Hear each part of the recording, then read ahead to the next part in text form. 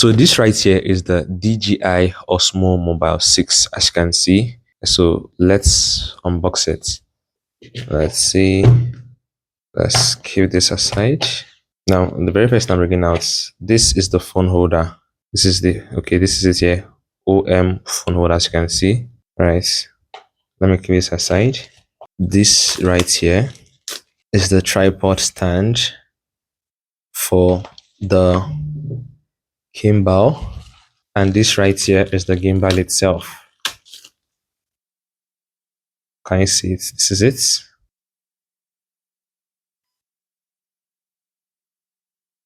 So can you see it? And this goes here. Very, very strong. Yes. And this. So this is how it looks. The DJI Mobile 6.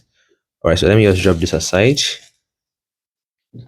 We don't have anything inside the box anymore. We have here, shifting this aside. Okay. Let me put this on the table so you guys can also be seeing it.